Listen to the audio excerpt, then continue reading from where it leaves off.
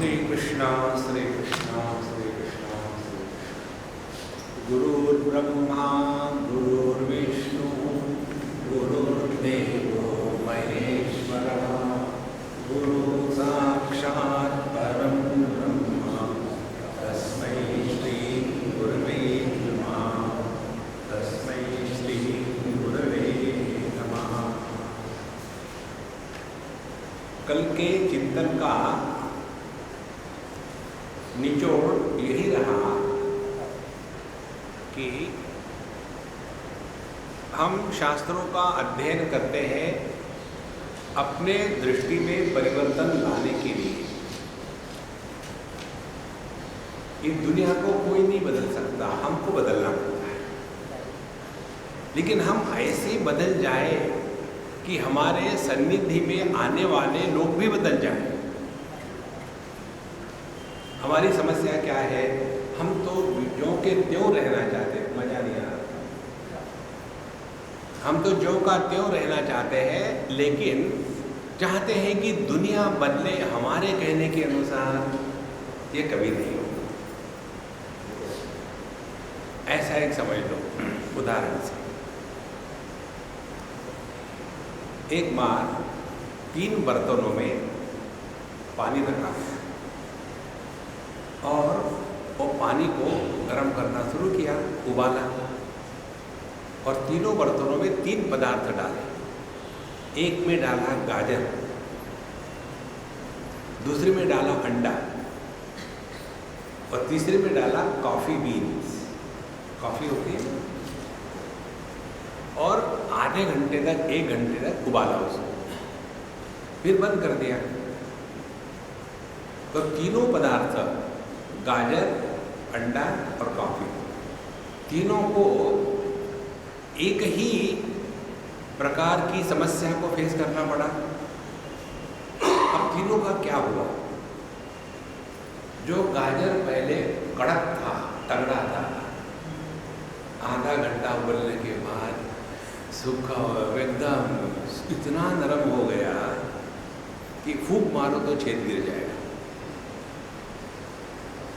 दूसरा अंडा इतना नरम था, लेकिन गर्मी में उबालने के बाद कड़क बन गया। तो ज्यादातर हम लोग जीवन में जब समस्या आती है, या तो नरम हो जाते हैं, डिप्रेशन में चले जाते हैं, अब जी के क्या करें। दूसरे वो है कि जो खामो खाम कड़क बन जाते हैं, कड़वे बन जाते हैं, बिल्कुल मजा नहीं आ रहा। तो इन स्पीकरों को उधर मुंह करके रखो तो ठीक रहेगा। इधर मुंह कर रखने से फीडबैक होता है उससे। तो एक तो बन गया एकदम डिप्रेस, दूसरा बन गया बीटर। अब तीसरे का क्या हुआ? कॉफी। उस कॉफी के बीन्स ने अपना रंग पानी को चढ़ा दिया। देखो अपना जीवन कैसा होना चाहिए, कॉफी के जैसा। और ये तभी होगा जब हम स्वयं बदलेंगे, तब जाकर के हमारे अगल बगल की बातें बदलेंगी। यही है भक्त के लक्ष्य। और इसलिए यहाँ बताते हैं कि हमने अपने जीवन में इस भक्ति को जागृत किया, और जब भक्ति को जागृत किया तो अर्जुन को मन में प्रश्न आया कि हे भगवत, आपने जो बताया आज बिल्कुल मजा नहीं आ रहा। वो ऐसा कि मंदिर की तार लगवाई थी, मंदिर का मुझे अब ठीक है। अब तो और भी खराब हो गया। आवाज थोड़ी कम कर। हाँ, it is echoing, you know. और कम करो, और कम करो। हाँ, ठीक है। तो भगवान ने अर्जुन को बताया सिद्धांत। एताम विभूतिम योगम च मम यो वेत्ति तत्वतः सः अविकम्पेन योगेन सिद्ध्यते नात्र संशयः। जो व्यक्ति दोनों प्रकार से तत्वतः एसेंशियली माने योग और विभूति अपने ब्रह्म स्वरूप को पहचानना और जगत को भी ब्रह्म स्वरूप से ही देखना। ऐसे नहीं कि हम तो पवित्र है, ज्ञानी है, लेकिन दुनिया घटिया है। देखो, जो स्वयं को पवित्र परमात्मा का स्वरूप समझता है और दुनिया को पापी समझता है, ये the children of sin no. दोनों प्रकार से एताम विभूतिम योगम च मम यो वेत्ति तत्वतः, जो तत्व से जानता है उसका क्या होगा, सहा अविकम्पेन योगेन युज्यते नात्र संशयः। उसके जीवन में अविकम्प योग का तात्पर्य है, फिर उसके जीवन में रोना धोना नहीं। कंपन माने ट्रेमलिंग, अविकम्प योग माने वो किसी भी हालत में अब झुकता नहीं, सबके साथ एक हो गया। ये जीवन का सौंदर्य है। तो भगवान ने पहले तो बताया योग अपने स्वरूप को पहचानो, फिर इसी परमात्मा को हर जगह देखो। उस परमात्मा को हर जगह देखने के लिए हमको एक्सपेरिमेंट कराए, और ये 10वें अध्याय में 72 एक्सपेरिमेंट है। उसमें बताते हैं कि जैसे पेड़ देखे, पेड़ों में यदि हमने अश्वत्थ वृक्ष देखा, अरे भगवान देखो, यदि हमने नदियां देखी, नदियों में गंगा जी देखी, भगवान माने इस जगत की जितनी इकाइयां हैं, ऑल काइंड्स, गाय देखी उसमें कामधेनु भगवान है। जहां जहां कोई भी विशेषता नजर आती है, वो विशेषता प्रभु का प्राकट्य है। इस प्रकार से 10वें अध्याय में भगवान ने अर्जुन को एक नहीं दो नहीं अनेक प्रकार की विभूतियों का वर्णन कराया, क्योंकि अर्जुन ने स्वयं पूछा था, कथम विद्याम अहम योगिन त्वा सदा परिचिन्तयन् केषु केषु च भावेषु चिन्त्योऽसि भगवन् मया। हे योगिन, भगवान कृष्ण को अर्जुन कहते हे योगिन, ये बताइए कि किस किस भावों में आपका चिंतन करना चाहिए, तो वो मुझे बताइए और विस्तार से बताइए, शॉर्ट में मत बताना। भगवान कहते देखो शॉर्ट में बताऊंगा, क्योंकि इसका कोई अंत नहीं है। प्राधान्यतः कुरु श्रेष्ठ नान्यस्त नास्त्यन्तः विस्तरस्य में। उसके बाद उन्होंने 1 2 3 4 5 6 एक झड़ी लगा दी। अब ये सभी की सभी बातें यदि आपको विस्तार से जाननी है तो पूरा महाभारत पढ़ना पड़ेगा, इतना विस्तार है। जैसे वृष्णीनाम वासुदेवोऽस्मि, पांडवानाम धनंजय, मुनीनाम अभ्यहम व्यासम, कवीनाम उशना कवि, दंडो हम दमयितामस्मि, नीतिरस्मि जिगीषताम्। ये जो वाक्य है ना, नीतिरस्मि जिगीषताम्, ये हमारा 10वें अध्याय का सबसे प्यारा वाक्य है। व्यावहारिक गीता, गीता अपने जीवन में उतारनी है, पढ़ करके छोड़ नहीं देनी। नॉर्मली हम लोग क्या करते हैं कि अपने प्रारब्ध को कोसते हैं और इस प्रारब्ध का अर्थ तक मालूम नहीं। जैसे उदाहरण के लिए बताओ, एक बार एक अम्मा हमको मिली वृंदावन में, हम कहीं जा रहे थे दर्शन के लिए, उधर से दौड़ भाग के आई, अरे स्वामी जी आप कहाँ हैं, कहाँ जा रहे हैं? हम दर्शन करने जा रहे हैं, हम तो आपको हमेशा टीवी पर देखते हैं और आप तो आज हम आपको हाथ लगा के देखना चाहते हैं, मतलब काटना मत, हाथ लगा। फिर कहते कि क्या हमारे प्रारब्ध है कि हम आपको मिले? देखो प्रारब्ध, इसका पहले अर्थ समझ लें।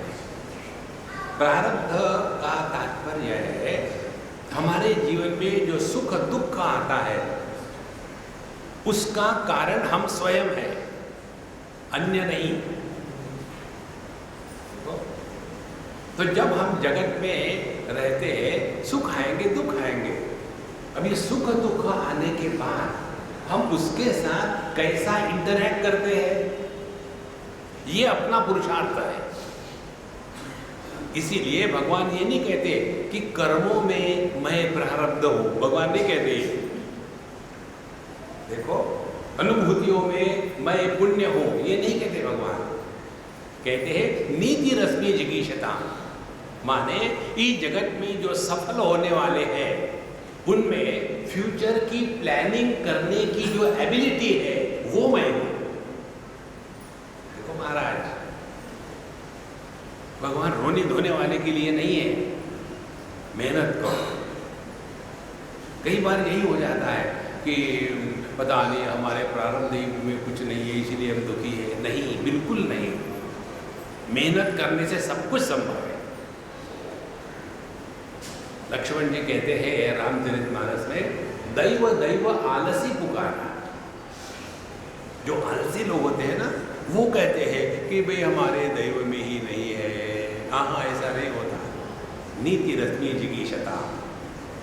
तो भगवान बताते हैं कि जो जो व्यक्ति जगत में सफल होता है वो प्लानिंग करता है किस प्रकार से अगले आदमी को हरावे, स्वयं जीत के आवे और जितना इन्वेस्टमेंट किया है उससे डबल खींच ले। नीति रश्मि जिगीषता। ये होने के पश्चात उन्होंने आखिर में जाकर के कहा, नान्तोस्ति मम दिव्यानाम विभूति नाम परंत तप एच तु उद्देश्यतः प्रोक्ता विभूति विस्तरो मया। मेरे दिव्य विभूतियों का कोई अंत नहीं, इसलिए मैं तुमको एक शॉर्ट में बता देता हूँ। क्या? यद् यद् विभूतिमत् सत्वं श्रीमत् ऊर्जितमेव वा तत्तदेवावगच्छत्वं मम तेजोंश संभवम्। जहाँ जहाँ आपको कोई विशेषता दिखती है उस विशेषता के रूप में मैं प्रकट होगा। ध्यान से सुनना, इस जगत में एक भी वनस्पति ऐसी नहीं है कि जिसमें एकाध औषधि का गुण ना हो। इस जगत में एक भी शब्द ऐसा नहीं है कि जिसमें मंत्र की शक्ति ना हो। इसमें एक भी व्यक्ति ऐसा नहीं है कि जिसमें एक भी अच्छा गुण ना हो। हर एक में कुछ ना कुछ अच्छा है। प्रयुक्ता तत्र दुर्लभा। हम किसी की अच्छाई को नहीं देख सकते। देखो महाराज, इसीलिए जहाँ जहाँ कोई विशेषता है उस विशेषता में प्रभु के दर्शन करें।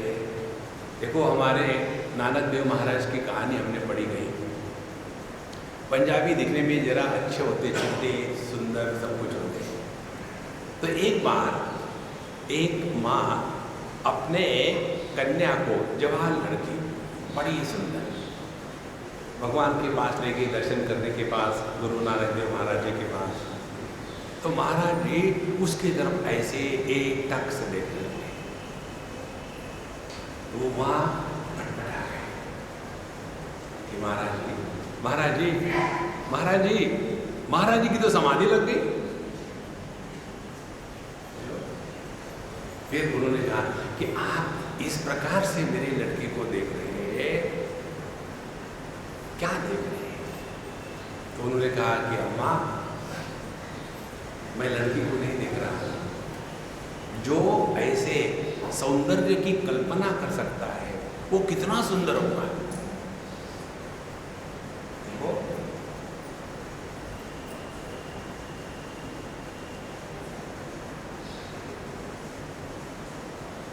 जिसके हृदय में काम प्रकट हो गया है उसके लिए कामी ही नारी पियारी जीविनी।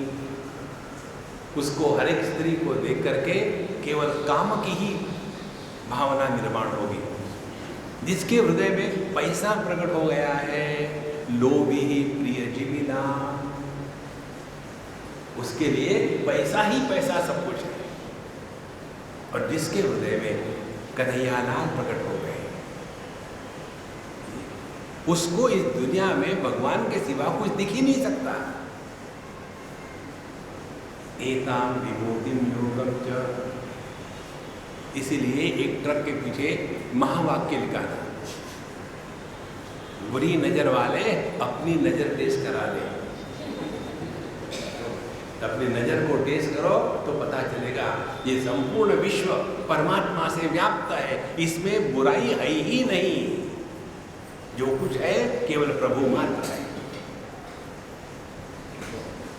तो ये 10वें अध्याय के अंत में जाकर के भगवान श्री कृष्ण ने अर्जुन को ये उपदेश दिया, जहाँ जहाँ तुमको कोई भी विशेषता नजर आती है वहाँ तुमको मेरा स्मरण होना चाहिए।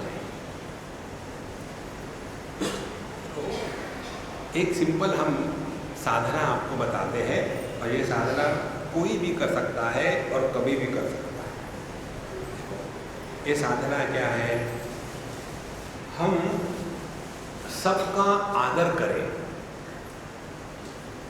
जब जब हम किसी का भी आदर करते हैं तो उस आदर के द्वारा जिसको आदर दिया जाता है उसको लाभ नहीं होता, जो आदर देता है उसको लाभ होता है।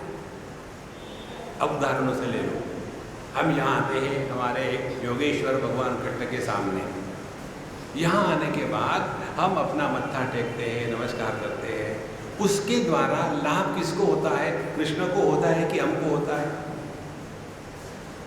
और दूसरा आदमी इसी भगवान के सामने आता है लेकिन उसके मन में आदर नहीं है, वो कैमरा से फोटो निकलना चाहता है, तो उसको लाभ नहीं होगा। तो सिद्धांत क्या हुआ?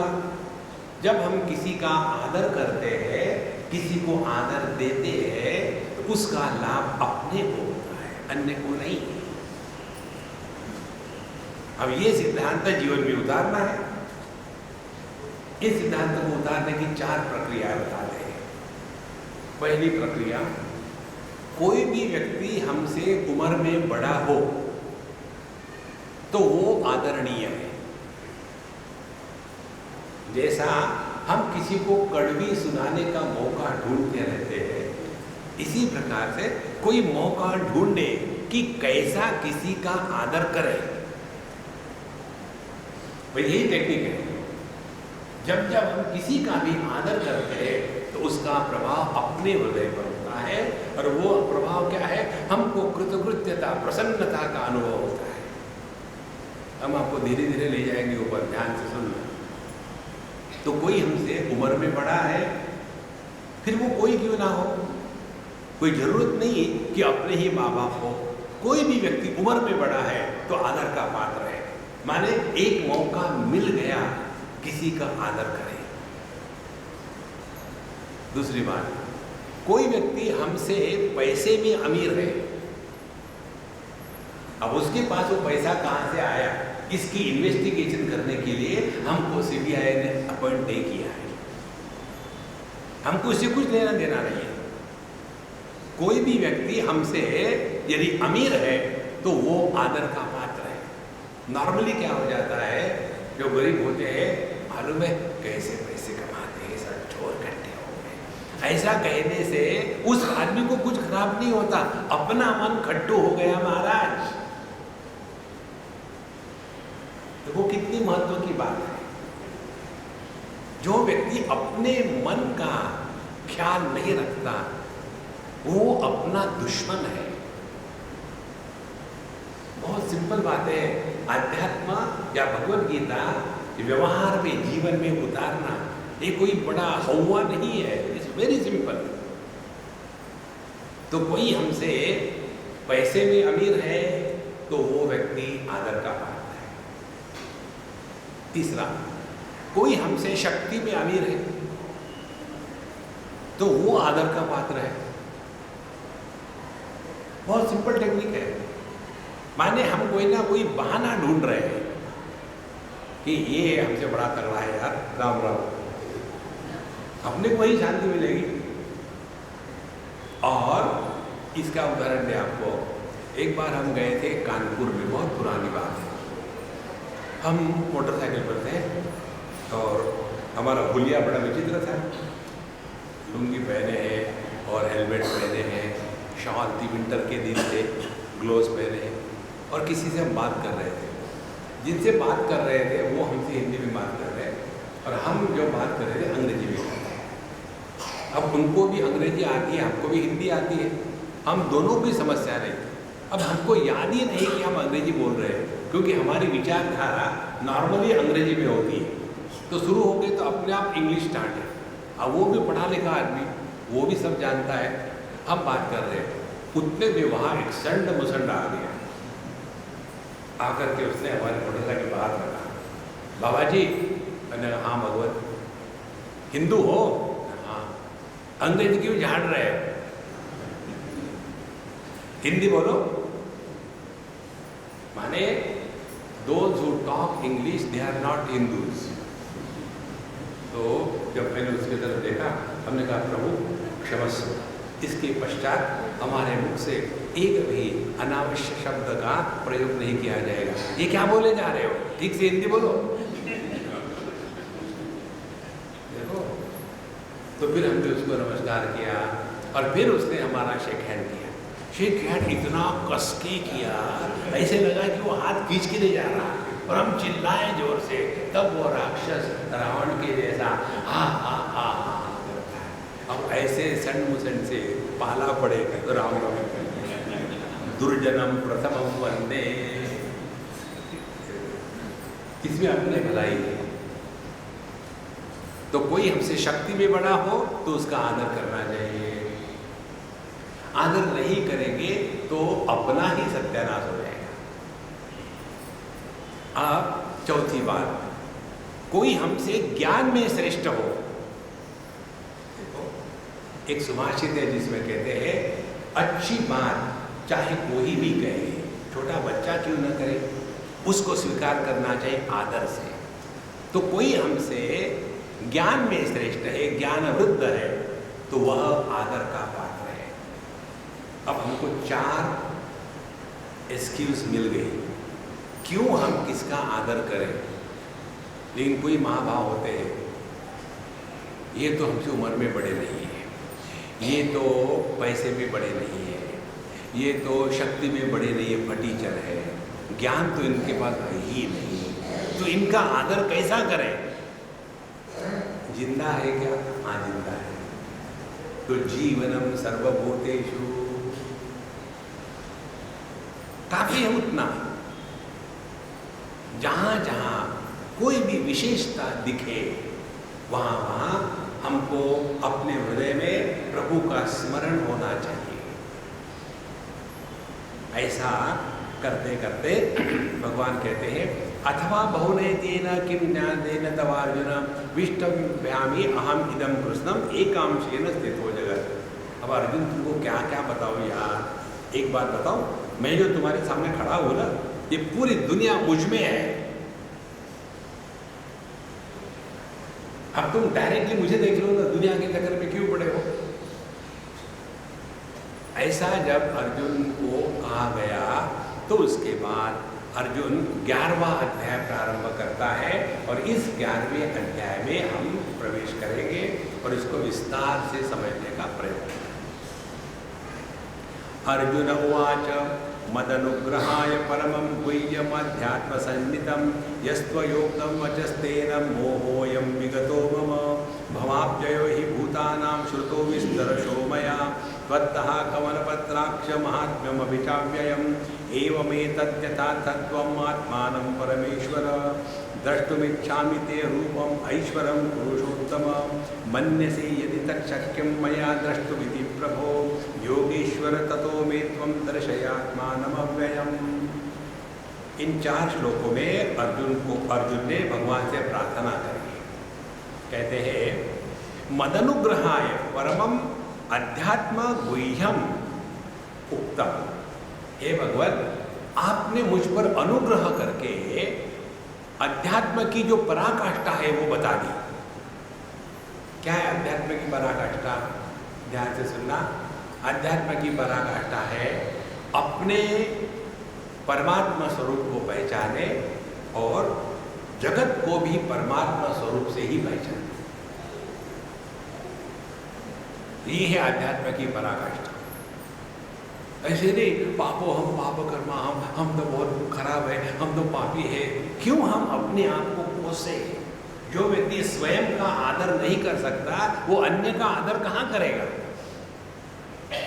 देखो, इसीलिए यह जो अध्यात्म योग है, अध्यात्म गुह्य है, सूक्ष्मता जो है 9वें अध्याय में आपने बताई और 10वें अध्याय में फिर से आपने रिपीट करी। वो क्यों रिपीट करी? मद अनुग्रहाय। अब ये एक महत्व का सिद्धांत समझ लो। हमारे जीवन में सुख दुख ये अपने कर्मों का फल होता है, कर्मों का तीसरा फल नहीं है। अमीर आदमी सुखी भी मिलते हैं, दुखी भी मिलते हैं। गरीब आदमी की जीवन में भी सुख आता है, दुख आता है। तो कर्म का फल केवल 2 प्रकार से, सुख या दुख। लेकिन हमारे जीवन में यदि सत्संग आया तो वो अपने कर्मों का फल नहीं है, वो ईश्वर का अनुग्रह है। बिनु हरि कृपा मिले नहीं सकता। मद अनुग्रहाय। हमारे जीवन में सत्संग आता है, वो अपने कर्मों का फल नहीं है। भगवान का जब अनुग्रह होता है तब जाकर के जीवन में सत्संग आता है। और एक अवधूतोपनिषद में कहते हैं, ईश्वरानुग्रहादेव पुंसाम अद्वैत वासना महत् भय परित्राणात् विप्राणाम उपजायते। जब ईश्वर का अनुग्रह होता है तभी जाकर के हमारे अंतःकरण में इस अद्वैत तत्व को पहचानने की जिज्ञासा प्रकट होती है, अन्यथा नहीं। देखो, नॉर्मली हम जो जाते हैं सत्संग में इत्यादि किस लिए जाते हैं? वहाँ जाने के बाद कुछ मांगेंगे, महाराज जी कमर में दर्द है, क्या करें? तो महाराज जी कहते हैं कि अम्मा तुम क्यों झूठ बोल रही हो? नहीं नहीं महाराज जी, रियली मेरे कमर में दर्द है, दिखाओ कमर कहाँ है। वो तो कमरा है, कमरे में दर्द ही होगा। नारायण, इसीलिए मदनुग्रहाय, ईश्वर का अनुग्रह भिन्न भिन्न प्रकार से हम समझते हैं। जो बीमार है उसके लिए ईश्वर का अनुग्रह है, योग्य डॉक्टर और दवाई मिल गई, भगवान की अनुग्रह से डॉक्टर ठीक मिले। जिसकी शादी नहीं होती उसके लिए ईश्वर का अनुग्रह क्या है? एक मिल गई, भगवान की दया से हमको एक लड़की मिल गई शादी करने के लिए। जो अपने बीवी से परेशान है उसके लिए अनुग्रह क्या है? भगवान छोड़ो उसे। जिसके पास पैसे नहीं है उसके लिए अनुग्रह क्या है? एक लॉटरी का टिकट लग जाए बस, एक ही, ज़्यादा नहीं, 10-20 करोड़ काफ़ी है। लाखों में आज बात ही होती थी, 71 लाख जब छोटी मोटी बात है तो बाकी करते हैं। और जो साधक है उसके लिए ईश्वर का अनुग्रह है, हमारे जीवन में सत्संग आ गया। जीवन में सर्वश्रेष्ठ आध्यात्मिक साधना का पहला अंग है सत्संग। मदनुग्रहाय, हे भगवान आपने अनुग्रह से मुझे यह अध्यात्म ज्ञान बताया। और इस ज्ञान से क्या हो गया? तेन मोहोयम विगतः मम, इसके कारण मेरा मोह नष्ट हो गया। ध्यान से सुनना, ये मोह का पहला लक्षण है। मेरा मोह नष्ट हो गया, ये कहना मोह का पहला लक्षण है। इसी अध्याय में अर्जुन आगे जाके कहेगा कि भगवान आपके रूप को देख करके मैं मोह में पड़ गया। अरे अभी तो कहा था ना मोह चला गया। देखो, इसीलिए अर्जुन भले कह दे कि मेरा मोह समाप्त हो गया है, अब मैंने सत्संग कर लिया है, अब तो जा करके भगवान आ जाएंगे। लेकिन हम कैसे चाहते हैं? भगवान अपने ब्रांड के भगवान चाहते हैं। जो हम चाह रहे हैं वैसे हुआ तो भगवान की कृपा, आप पे यदि फुल कृपा। और जो हम चाहते हैं वैसा नहीं हुआ तो भगवान का अनुग्रह गायब हो गया। देखो महाराज, जो नंबर 2 के भगत होते हैं, 2 प्रकार के भगत, नंबर 2 के नंबर 1, जो नंबर 2 के भगत होते हैं उनके अनुसार भगवान की कृपा माने मुझे जो चाहिए वो मिले तो भगवान की कृपा है। जो नंबर 1 का अनुभव भगत होता है, उसके लिए जो कुछ मिल रहा है अच्छा बुरा उसमें भगवान का अनुग्रह ही है। कितना फर्क है देखो। मद अनुग्रहाय परमं गुह्यमध्यात्म संवितम यस्त्वयोक्तम वचस्तेन मोहोऽयं विगतो मम। हे भगवान, मेरा मोह चला गया है। आखिरी में जाकर के 18वें अध्याय में जब अर्जुन कहता है कि मेरा मोह समाप्त हो गया है, और फिर युद्ध इत्यादि होने के पश्चात सब कुछ हो गया, तो उसके बाद अर्जुन फिर कहता है भगवान को, उत्तर गीता में आता है कि हे भगवान, आपने महाभारत का युद्ध शुरू होने के पहले जो मुझे बताया था ना, वो मैं भूल गया, क्या रिपीट कर सकते हो? देखो, उस समय भगवान को क्या अनुभव आया होगा, वो अनुभव मुझे आता है। मालूम है कैसा? कई बार लेक्चर होने के बाद एक आध सज्जन आके पूछते हैं, स्वामी जी आपने वो जोक बताया था ना, एक बार फिर बताओ, एक लगाओ। जोक जब रिपीट करने पड़ते हैं तो सुनने वाला जोकर होता है और कहने वाला महाजोकर होता है। ये बातें रिपीट नहीं होगी। मोहोऽयं विगतो मम। क्या क्या बताया?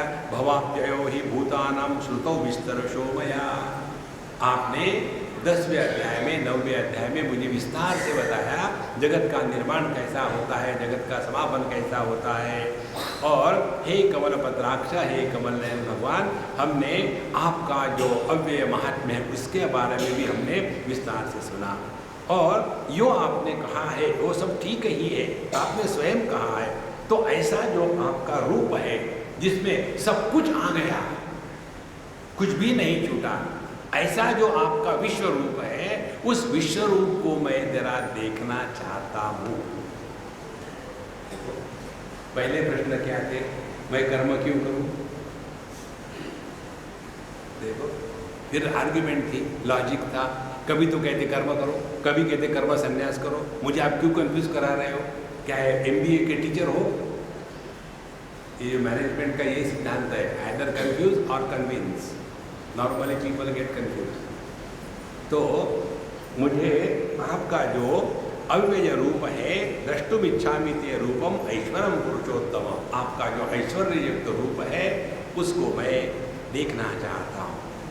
अर्जुन ने कह तो दिया, फिर उसने अपनी शायद जबान काटी होगी, कहा नहीं ऐसे नहीं, मैं देखना चाहता हूँ तो दिखा दो। यदि मन्य से तत्शक्यम मया द्रष्टुमिति प्रभो, यदि आप ये समझते हो कि मैं आपके विश्व रूप का दर्शन लेने का अधिकारी हूँ, लायक हूँ, मैं यदि नालायक हूँ तो मुझे कोटा नहीं देना। देखो, ये बात अपने हृदय से निकाल डालो। कभी भी किसी से फ्री में कुछ नहीं लेना चाहिए लाइफ में, कभी नहीं लेना चाहिए। एक उदाहरण आपको दे दे, गुजरातियों में अस्मिता होती है। हम गए थे, न्यूजीलैंड की बात है, एक के यहाँ रहते थे, उस लड़की का भाई आया था इंडिया से। आने के बाद जॉब देखना था, तो उसने अपने बहन को कह दिया कि मैं ना 1 हफ्ते तक मैं तुम्हारे यहाँ रहूँगा और बिना पैसे कमाए तुम्हारे यहाँ रहूँगा। 1 हफ्ते के अंदर मुझे यदि जॉब नहीं मिलेगा तो मैं खाना नहीं खाऊंगा फ्री में, चाहे जो भी जॉब मिले करूँगा। 7 दिन तक उसको एक भी जॉब नहीं मिला। 8वें दिन से अच्छे घर का, अच्छे खानदान का, उसने रास्ते में झाड़ू लगाना शुरू कर दिया। उसको जो $20-25 मिलते थे उससे वो रोटी लेकर के खाता था। देखो, अगला व्यक्ति है, उसको 97% मार्क है, उसको एडमिशन नहीं हो रही, और हम गए भी थे, 37% मार्क है और हमको एडमिशन मिल रही है। शर्म नहीं आती अंतःकरण में? देखो महाराज, ये अत्यंत आवश्यक है। जो अपने से श्रेष्ठ है उसको मिलना चाहिए। इसीलिए अर्जुन कहता है, हे भगवान, यदि मन्य से तत्शक्यम मया द्रष्टुमिति प्रभो, हे भगवान, यदि आप ये सोचते हो कि मैं आपके दर्शन का अधिकारी हूं, तभी मुझे दिखाना। यदि आप सोचते हो कि मैं नालायक हूं तो मुझे मत दिखाना। इसको कहते हैं आध्यात्मिक अस्मिता। नहीं तो हमेशा जा करके, हे भगवान, आपको तो पता है मैंने पढ़ाई करी नहीं, लेकिन मुझे पास करा देना। एक बार बिहार की बात है, हम किसी के घर थे, तो वो टीचर थी और वो 10वीं के कोई पेपर उसके पास जांचने के लिए आए थे। उसने मुझे कहा, स्वामी जी देखो इस लड़के ने क्या लिखा है, इसको मैं क्या करूं? उसने पहले पेज से आखिरी पेज तक जप लिखा था, श्री राम जय राम जय जय राम, श्री राम जय राम जय जय राम, श्री राम जय राम जय जय राम। और आखिर में लिखा कि मैं भगवान का भगत हूँ, मुझे कैसे ही करके पास करा दो। तो उन्होंने मुझे पूछा, स्वामी जी क्या करा है, फेल करो उसको? बोले लेकिन उसने भगवान का नाम लिया। हमने भगवान का नाम लिया तो कोई किसी पर उपकार किए क्या? यहाँ उसको प्रश्न के उत्तर देने चाहिए, भगवान का नाम नहीं लेना है। बोले स्वामी जी आपने मेरे सर का बोझा उतार दिया, मैं ये सोच रही थी इसका पेपर मैंने बगल में रख दिया, क्या करूँ क्या करूँ क्या करूँ, आपने अच्छा बता दिया। देखो महाराज, यदि मन्य से तत्शक्यम द्रष्टुमिति प्रभो, हे भगवान, यदि आप समझते हो कि मैं आपके विश्व रूप का दर्शन करने का अधिकारी हूँ, तो योगेश्वर तत्व में तुम दर्शयम आत्मानम अव्ययम, अपना ये जो अविकारी अव्यय अनंत रूप है ये मुझे आप दिखाओ प्लीज। अब यहाँ से भगवान श्री कृष्ण अपनी लीला शुरू करते थे। कठोपनिषद में एक प्रसंग आता है, वहाँ नचिकेत भगवान को, माने यमराज जो उसके गुरु है, उनको 3 वर मांगता है, क्योंकि उसको 3 वर ग्रांट हुए। पहले वर से वो कहता है कि मेरे पिताजी ठीक ठाक हो। दूसरे वर से वो स्वर्ग में जाने की विद्या मांगता है। तीसरे वर से वो आत्मज्ञान मांगता है। तो पहले 2 वर तो यमराज ने दे दिए, तीसरा वर जब वो मांगता है आत्मज्ञान का, तो उसके सामने बड़े प्रलोभन दे देते हैं। देखो, घुस देना शुरू कर देते हैं। देखो, आत्मज्ञान छोड़ो, बड़े बड़े देवता वहाँ पटकी खा गए, तुम क्यों परेशान होते हो? मैं तो तुमको अनेक सालों तक जीवन देता हूँ, बढ़िया से बढ़िया अप्सराएं तुम्हारे पास आके तुम्हारी सेवा करेगी, पैसे की कमी नहीं होगी, तुम स्वस्थ होगे, तुमको पोते नाते खोते सब कुछ हो जाएंगे, तुमको रोग नहीं होगा और तुम बड़े दुनिया में माने जाओगे। लेकिन मुझे ये आत्मज्ञान के बारे में मत पूछना। तब नचिकेत कहता है, गुरु महाराज ये आप अपने पास रखो, किसी को देने को काम आएगा, मुझे नहीं चाहिए, मुझे तो केवल तत्व मात्र चाहिए। तब जाकर के गुरु महाराज उसको उपदेश करते हैं। सर्वे वेदा यत् पदम आमनन्ति तपांसि सर्वाणि च यद् वदन्ति यदिच्छन्तो ब्रह्मचर्यं चरन्ति तत्ते पदम संग्रहेण ब्रवीमि ओम इत्येतत्। तो वह पद ओम के द्वारा बताया जाता है। तो जब किसी को कुछ देना होता है तो देने वाला बड़ा आतुर होता है कि मैं दे दूं, लेकिन कोई लेने वाला तो चाहिए ना। देखो, हमारे बम्बई के पास एक इगतपुरी ने, कौन सी पुरी है दूसरी, तो गणेशपुरी में एक बहुत बड़े सिद्ध महात्मा हुए जिनका नाम था नित्यानंद बाबा। अयोनिश थे, उनके जन्म का कुछ पता नहीं था और मरने ही वाले थे, लेकिन कोई ने आकर के उनके माँ को, जो उनकी माँ नहीं थी, उसको बताया कि इस बच्चे को कौवे के खून में आटा डाल करके उसका हलवा खिला दो तो ये बचेगा, नहीं तो ये मरेगा। तो उस फास्टर मदर ने वैसा किया, वो जिंदा हो गए, मरे नहीं। लेकिन उसके बाद उनका शरीर कौवे के जैसा काला हो गया, एकदम काले कलू, ह्यूज बॉडी, सभी सिद्धियाँ थी उनके पास। तो उनके जीवन में एक ही दुख था, वो हमेशा कहते थे मेरे पास सब दुनिया आती है दुनिया मांगने के लिए, तत्व को जानने के लिए पिछले 80 साल में एक भी नहीं आया।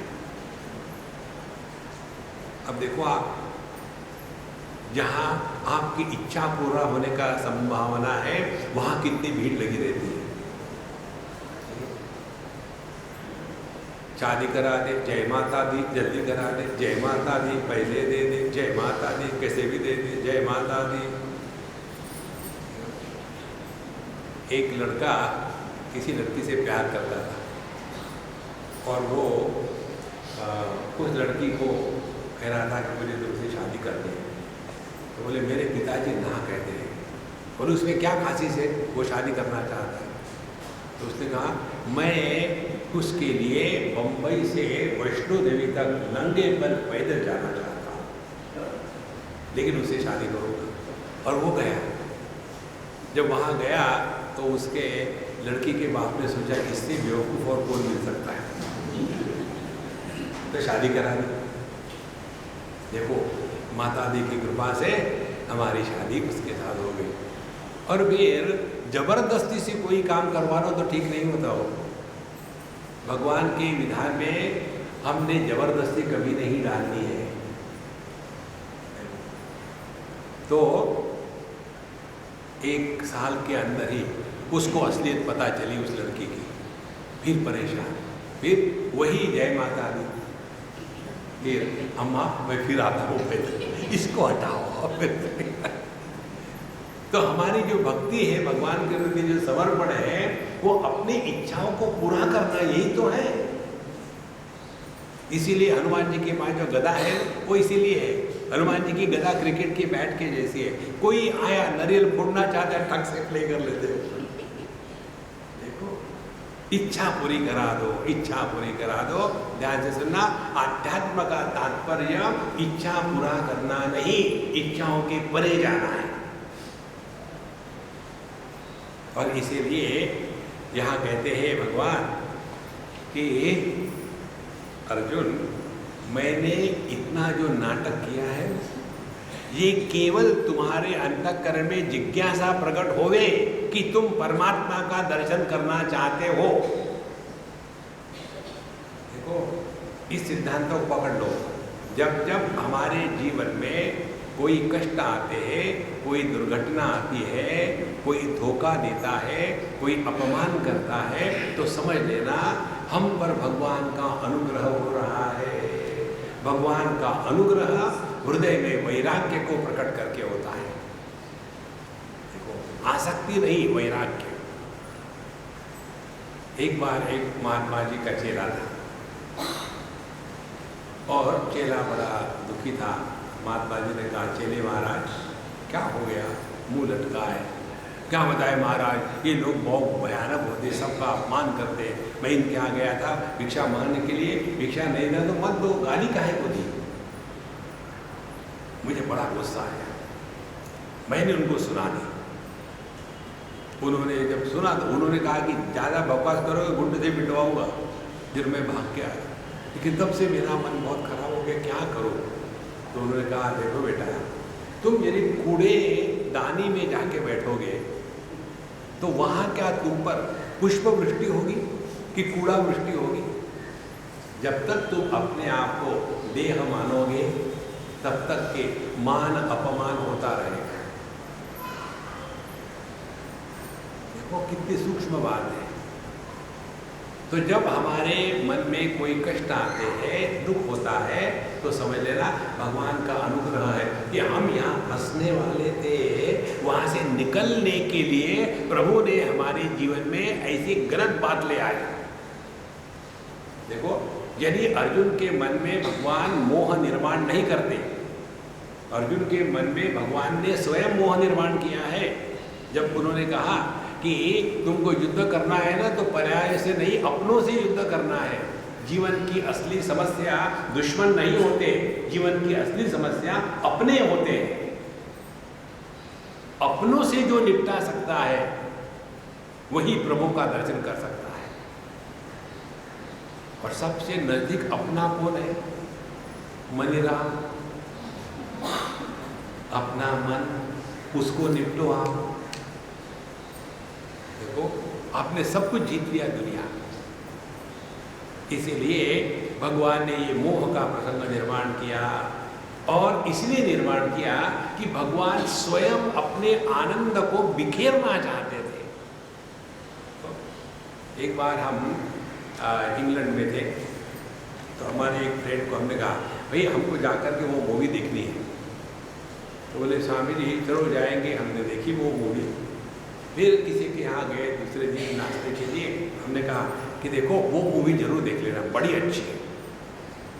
नॉर्मली बाबा जी होंगे तो वो क्या कहेंगे कि देखो भगवद गीता का पाठ करना चाहिए, सुबह उठ करके ठंडे पानी में नहाना चाहिए, देखो, और उसके बाद जप करना चाहिए। और ये कहते बाबा जी वो पिक्चर देखो बड़ी अच्छी है। तो मुझे उन्होंने कहा कि स्वामी जी आपने उस पिक्चर के बारे में बताया, कारण क्या है? हमने कहा मुझे उस पिक्चर में बड़ा आनंद आया। जब जब आपको खुशी होती है तो खुशी आप बांटना चाहते हैं ना। देखो, जैसे विवाह हो गया किसी का, तो विवाह के पहले वो आदमी कितना खुश होता है, और अपने खुशी को बांटने के लिए एक बड़ी लिस्ट बनाएगा कि मेरे खुशी को मुझे इन लोगों को बांटना है। और फिर वहाँ वो अपना लिस्ट बना करके इसको भेजना, कार्ड उसको भेजना, 1000 लोगों की लिस्ट बनाएगा, सबको बुला लिया क्योंकि मैं खुश हूँ। खुशी बांटने के लिए होती है। उसके बाद पता चला गलती हो गई, फिर अब डाइवोर्स लेना है, तो वही लिस्ट लेंगे, अच्छा उसी लिस्ट को बुलाओ। कोई भी आदमी डाइवोर्स पब्लिकली नहीं लेता, चुपके से ले लेता है। तो भगवान के हृदय में जो आनंद है वो बिखेरना चाहते थे, और इसीलिए भगवान अपने ये विश्व रूप को दर्शन दिखाने के लिए, कराने के लिए स्वयं भगवान ने शुरू कर दिया।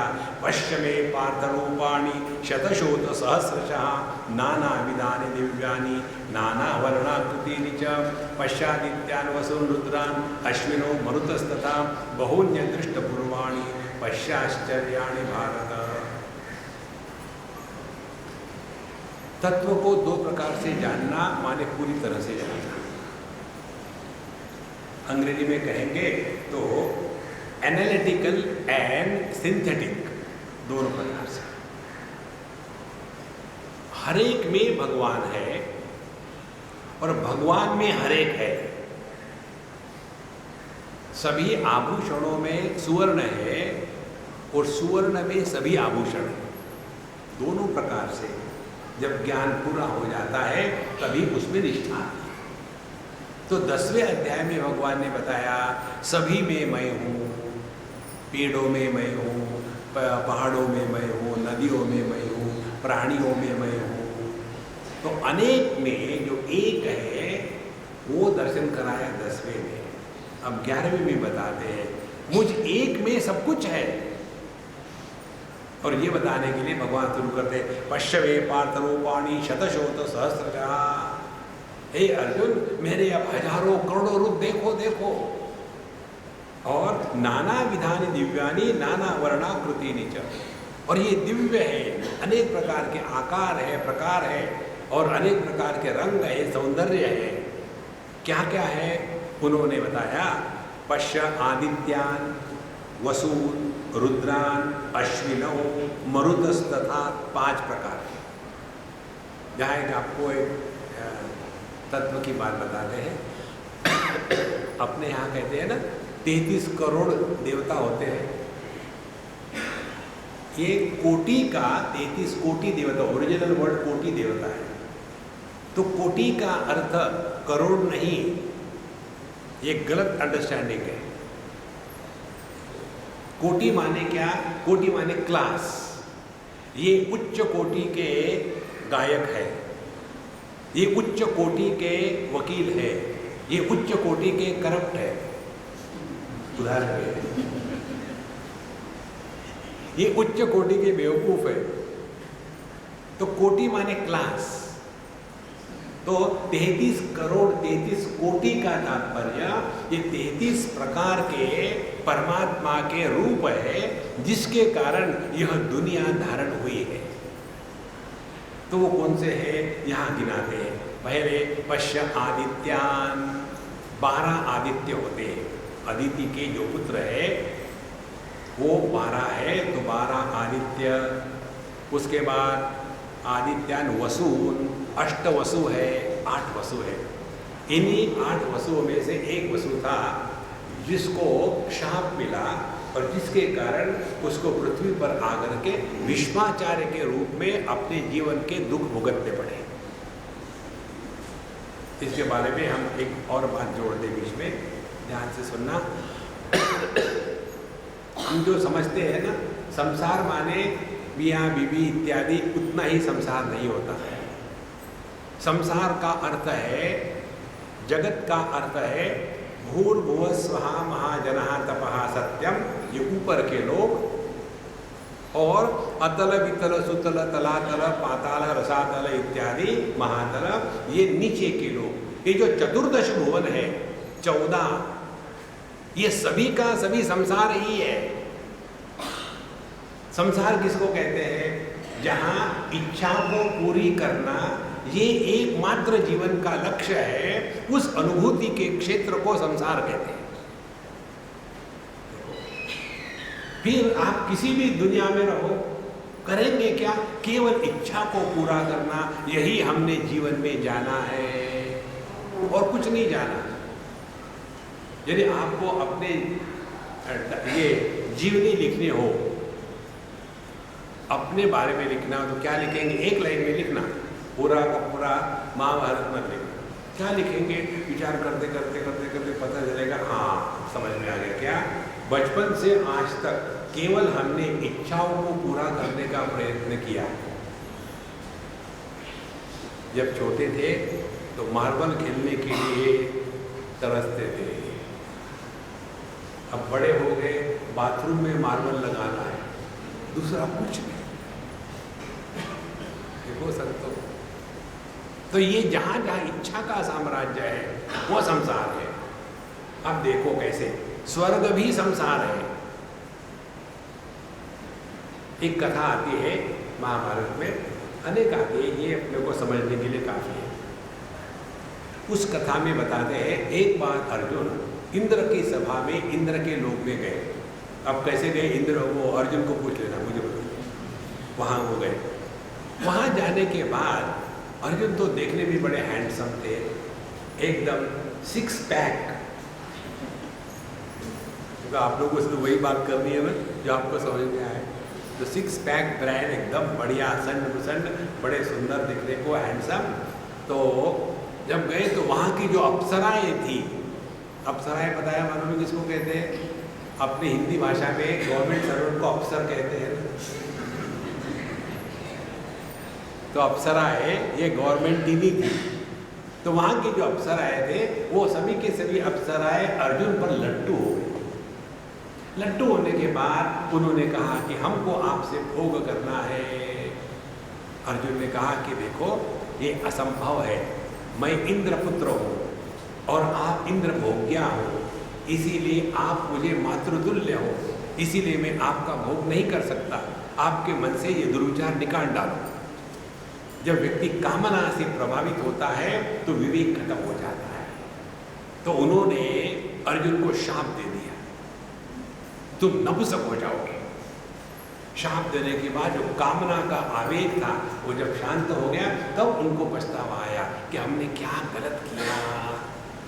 और फिर वो कहते अच्छा हम एक इसका अमेंडमेंट करते हैं, जैसे अपनी कॉन्स्टिट्यूशन हर 15 मिनट में अमेंड होती है, उस प्रकार हम अमेंडमेंट करते हैं। क्या कि तुम केवल 1 साल तक नपुंसक रहोगे और ये नपुंसकत्व तुम जब चाहो तब उसको इन्वोक कर पाओगे।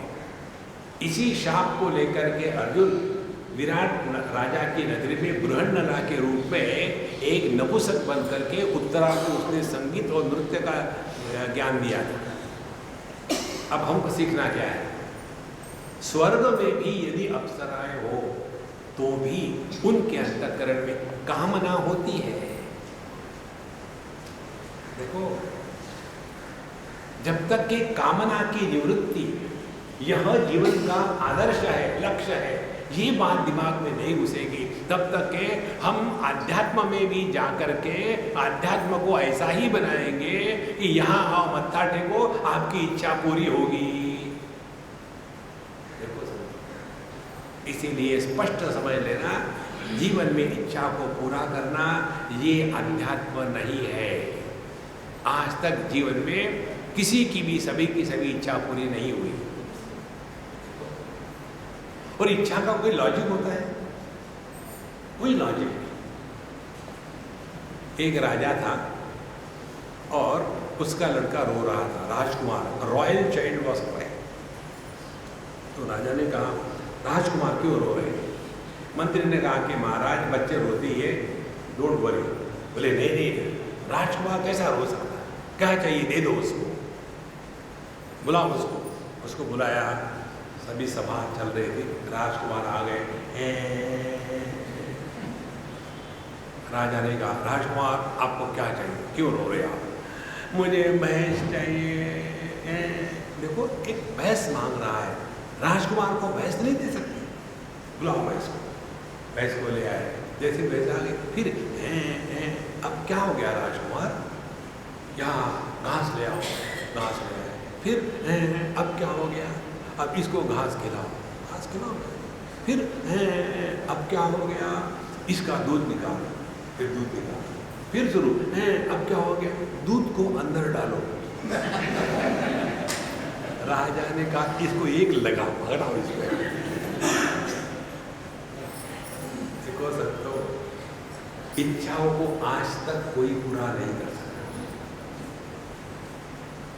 ये एक बात समझ लो, आपने असली सत्संग किया है।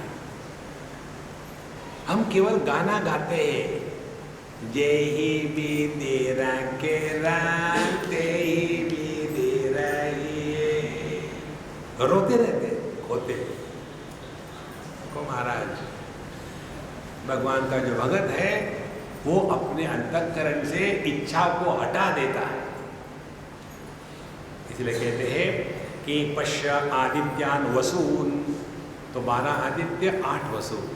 अब ये भीष्माचार्य इतने शक्तिशाली थे, इसका कारण क्या था? क्योंकि वो एक अष्टवसुओं में से एक शापित वसु थे, इसीलिए उनका पृथ्वी में जन्म हुआ। जैसे लिलीपुट और वो गलीवर की कहानी आपने पढ़ी होगी ना, उसमें वो अंगूठे के साइज के देश में जब गलीवर पहुंचता है तो कितना शक्तिशाली होगा वो। इसी प्रकार से वसु लोक में रहने वाले जो जीव हैं वो इतने भव्य दिव्य होते हैं कि उनके कंपैरिजन में अपने पृथ्वी पर के लोग पिग्मी हो जाएंगे, इसीलिए वो शक्तिशाली थे। तो ये 12 आदित्य, 8 वसु और 11 रुद्र, कितने हो गए? मेरा गणित बड़ा कच्चा है।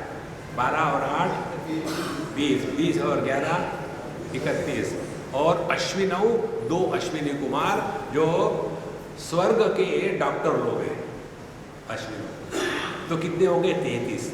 ये 33 प्रकार के जो तत्व है, इसके द्वारा ये दुनिया को धारण किया जाता है।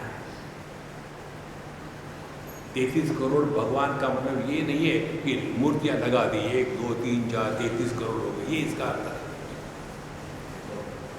तो कहते हैं कि संपूर्ण सृष्टि को धारण करने वाली जो शक्तियां हैं 33 प्रकार की, वो सभी की सभी मुझ में है। ध्यान से सुनना। बिजली कहती है, बल्ब से प्रकाश के रूप में प्रकट होने वाली शक्ति मुझ में है। फैन से गति के रूप में प्रकट होने वाली शक्ति मुझ में है। हीटर से गर्मी को छोड़ने वाली शक्ति मुझ में है। फ्रिज में जो ठंडक है वो मेरे कारण है। देखो, तो जितनी शक्तियां हैं वो सभी की सभी बिजली के कारण ही संभव है। केवल बल्ब होगा तो उसमें प्रकाश नहीं होगा, केवल हीटर होगा तो उसमें गर्मी नहीं होगी। इसी प्रकार से यह जो संपूर्ण विश्व है उसको धारण करने वाली जो 33 प्रकार की शक्तियां है, वो सभी की सभी शक्तियां मुझ में है, उसको तुम देखो। पश्चादित्यान वसुरुद्रान अश्विनो मरुतस्तथा, और 49 प्रकार के मरुदगण होते हैं। तो इनके कारण यह जगत धारण किया जाता है। और बहुन्य दृष्ट पूर्वाणी पश्च आश्चर्याणि भारत, हे भारत, हे अर्जुन, भारत माने इंडियन नहीं, भा माने प्रकाश, प्रभा, शोभा, आभा, भास्कर, भानु। देखो ये भा इस धातु से ही शब्द बने सब।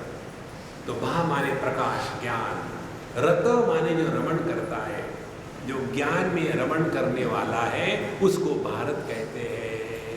देखो तो हे भारत, हे अर्जुन, कहते हैं बहु अन्य अदृष्ट पूर्वाणी, और अनेक जो तुमने सोचे भी नहीं, ऐसी अनेक बातें तुम मुझ में देखो इसी समय।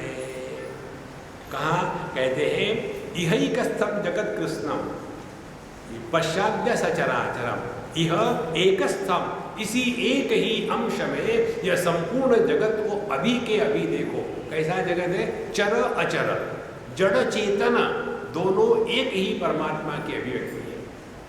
देखो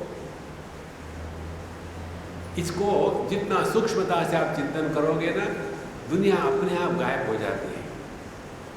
लेकिन हमारा मन जब दुनिया में भटकता है तो उसका कोई अंत नहीं। तो कैसे?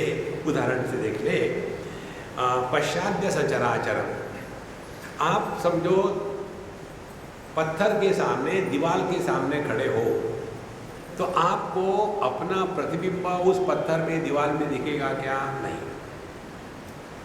और उसी स्थान पर यदि दर्पण रख दिया जाए तो आपके अपने मुख कमल का प्रतिबिंब दिखेगा ना। तो उसमें फर्क कहाँ हुआ है? अपने मुख में हुआ है कि वो जो दीवाल और दर्पण, इनमें फर्क हुआ है? इसी प्रकार से परमात्मा तो सब में है, नहीं सभी परमात्मा में है। लेकिन परमात्मा जब ईंट पत्थरों से प्रकट होता है तो केवल सत्ता मात्र। वही परमात्मा जब पेड़ पौधों से प्रकट होता है तो सत्ता के साथ जीवन भी होता है। वही परमात्मा जब पशु पक्षियों में प्रकट होता है तो वहाँ सत्ता भी है, जीवन भी है और ज्ञान भी है। और वही परमात्मा जब मनुष्य के माध्यम से प्रकट होता है तो उसमें सत्ता भी है, जीवन भी है, ज्ञान भी है और आनंद भी है। माने मनुष्य की जीवन की परिपूर्णता तभी होती है जब हम आनंद को प्रकट करने के माध्यम बनते हैं। तब यदि हमारे माध्यम से आनंद प्रकट नहीं हुआ तो भगवान कहेंगे बेटा ये तुम्हारी गलती नहीं है, ये मेरी गलती है कि मैंने तुमको मनुष्य बनाया, इसीलिए मैं अपनी गलती सुधारता हूँ और मनुष्य देह से निकाल करके गधे में डाल दो, स्थित प्रज्ञ के नीचे खड़े हो।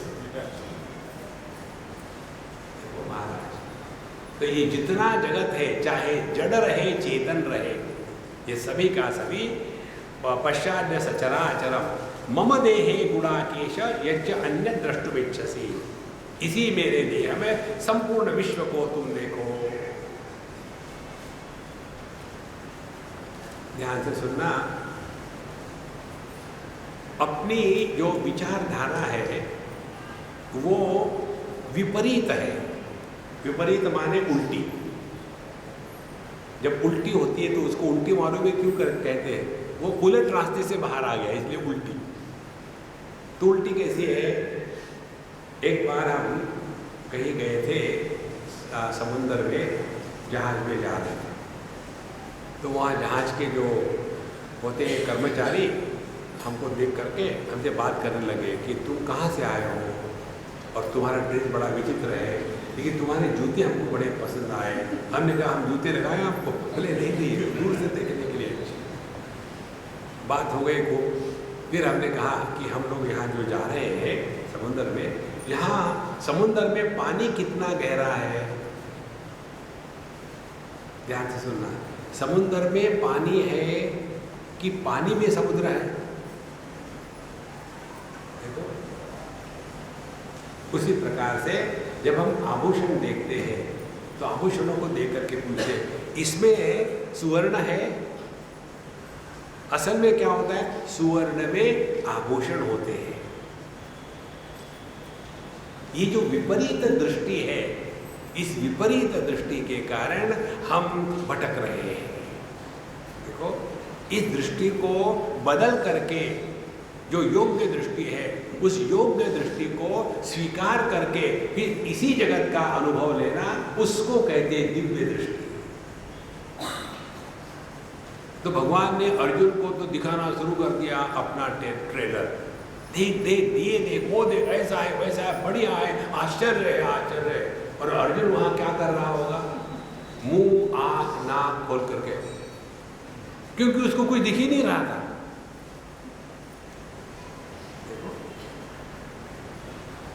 एक बार क्या हुआ, हमारे लैपटॉप के पास एक सज्जन थे और हमको बाथरूम में जाना था। हमने कहा देखो, थोड़ी देर के बाद वो सीढ़ी बाहर आ जाएगी, अब कुछ करना मत, बैठे रहो। और बीच में वो पावर सेव मोड में चला गया, एकदम काला काला हो गया।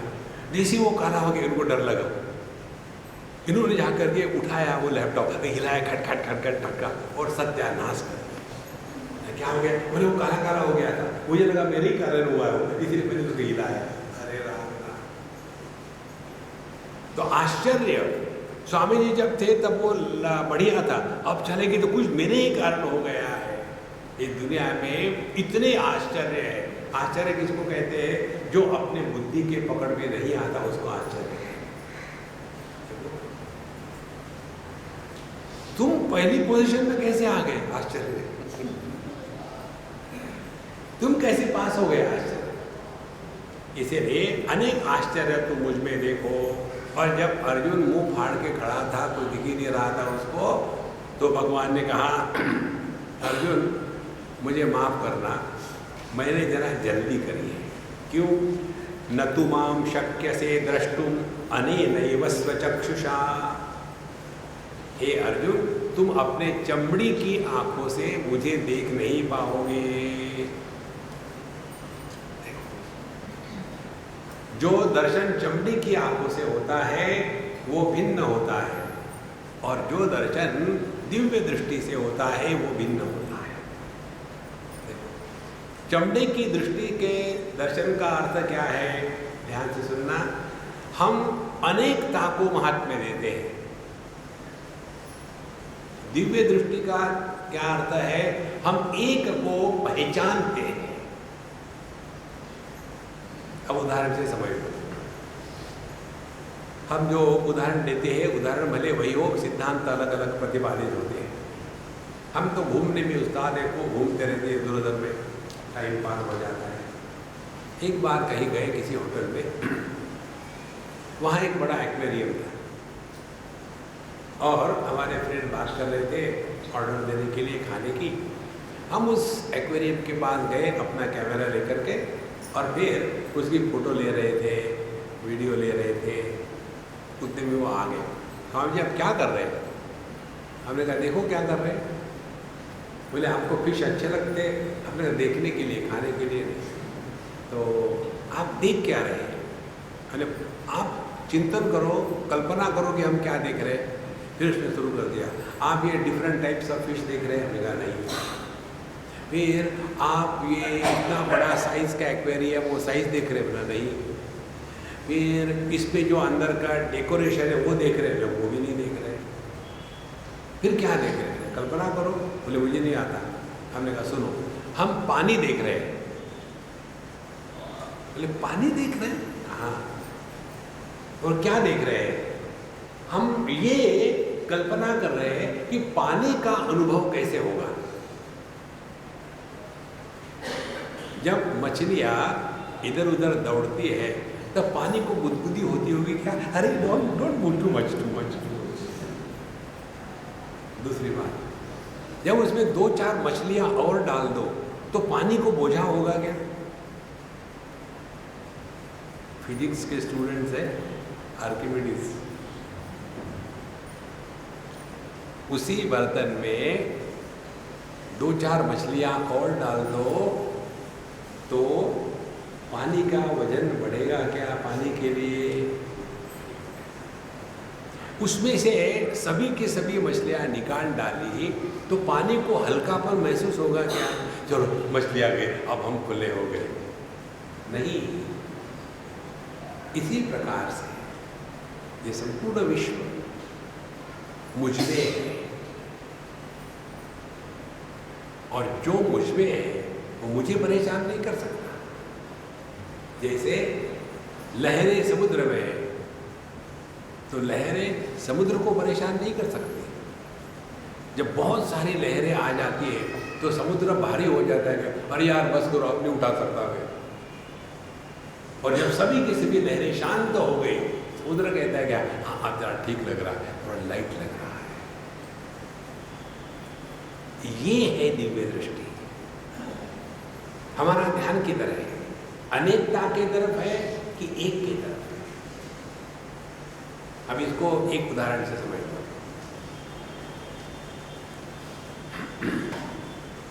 आप जो आपको दिखता होगा उस प्रकाश को देखो एकाग्रता से। जो भी प्रकाश का बल्ब आपको दिखता होगा एकाग्रता से देखो उसको, खुली आंखों से।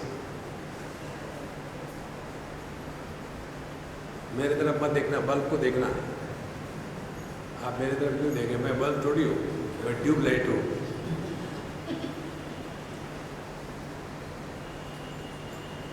हाँ, आप आंखें बंद करो। आपको क्या दिख रहा है? वही बल्ब जो बाहर आप देख रहे थे। तो आंखें खोलो। अब आपको क्या दिख रहा है? हम दिख रहे हैं। फिर आंखें बंद करो, फिर वही बल्ब दिख रहा है। फिर आंखें खोल दो, फिर हम दिख रहे हैं। माने आपको जो आंखों के माध्यम से दिखता है और जो बिना आंखों से दिखता है, उन दोनों को प्रकाशित करने वाला एक ही तत्व है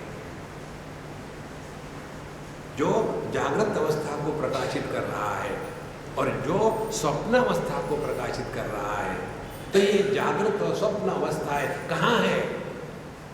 ये सबकी सब मुझ में है। ये दिव्य दृष्टि है। देखो, इसको थोड़ा सा चिंतन करने की आवश्यकता, बाकी कुछ नहीं। जैसे आप यहाँ 50-200 लोग बैठे हैं तो 200 लोगों को देखने के लिए मेरी आंखें जितना प्रेशर उठा रही है, समझो 200 के जगह में 2000 हो जाते तो आंखों में कोई भारी हो जाता या इतने लोगों को कैसे देखूं? नहीं। जो प्रकाशक होता है वो प्रभावित नहीं होता। तो दिव्य दृष्टि भगवान अर्जुन को दे रहे हैं। दिव्यम ददामि ते चक्षु। अर्जुन, तुमको ये चर्म चक्षु से मेरा ये विश्व रूप दर्शन नहीं हो सकता। इस दिव्य दृष्टि को जागृत करने के लिए भगवान ने पहले दूसरे अध्याय से लेकर के 6वें अध्याय तक हमारी बुद्धि में जो गोबर पड़ा हुआ था उस गोबर को हटाया। फिर 7वें अध्याय से लेकर के 10वें अध्याय तक हमको अपने मन को विचार करने की प्रक्रिया सिखाई। भक्ति का मतलब है रोना धोना नहीं, भक्ति का मतलब है योग्य प्रकार से विचार करना, उसको भक्ति कहते हैं। देखो, और जब उन्होंने ये भक्ति का प्रकार बताया उसके बाद अर्जुन के मन में जिज्ञासा जागृत हो गई, जिसके द्वारा अंतःकरण में जिज्ञासा जागृत होती है, वही अंतःकरण शुद्ध है। और फिर उसकी जागृत हो गई जिज्ञासा कि मुझे आपको कैसे कैसे कहाँ कहाँ देखना है। तो 10वें अध्याय में भगवान ने 72 एड्रेसेस दे दिए, यहाँ मैं उपलब्ध हूँ, जाके देख लो। और ये जब हो गया और आखिर में जब भगवान कहते हैं इस प्रकार से सभी का सभी विश्व मुझ में है। अब यहाँ दूसरी बात होगी, सभी आभूषणों में मैं हूँ, सुवर्ण कहता है, और सभी आभूषण मुझ में है। ध्यान से सुनना। कार्य कारण में कारण हमेशा कार्य के संदर्भ से ही सिद्ध होता है। Cause is always established with reference to the effect. If effect is not known, cause cannot be established. तो ये जो जगत है यह कार्य है, तो जो कार्य के रूप में प्रकट है वो परमात्मा, और यदि वो कार्य के रूप में प्रकट नहीं है वही अव्यक्त परमात्मा, माने एक ही परमात्मा कारण है, वही परमात्मा कार्य है, और इसीलिए परमात्मा कार्य कारण के परे है। इस बुद्धि से जगत के साथ व्यवहार करना उसको कहते हैं दिव्य दृष्टि। दिव्य दृष्टि का ये मत कर लेना कि यहाँ एक छेद लगा करके उसमें दिव्य दृष्टि प्रकाश निकल रहा है। फिर हम लोग मेडिटेशन के लिए बैठेंगे और बताएंगे देखो अपनी आंखों को जो है ना ये भ्रू मध्य में ले जाओ, वहाँ आज्ञा चक्र है और वहाँ आपको भगवान का दर्शन होगा, और ये बैठ लेते हैं और बाद में महाराज की हेडेक बहुत हो रहा है। उस चक्कर में मत पड़ना, बिल्कुल सहज है। जहाँ प्रयत्न है वहाँ हम एबनॉर्मली जा रहे हैं। जिस दिशा में नदी बहती है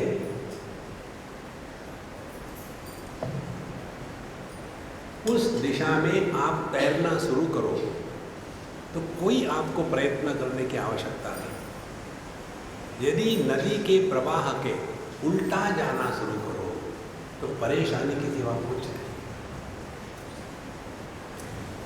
बचपन से बुढ़ापे की तरफ जा रहे हैं तो बुढ़ापे में बूढ़ा दिखना ये करने में कोई परेशानी नहीं है। बुढ़ापे में जवान दिखाने का प्रयत्न करना बड़ा कठिन है,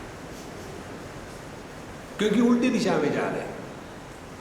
देखो महाराज, तो दिव्य दृष्टि यही है कि हम अपने दृष्टि में बदल ले आवे।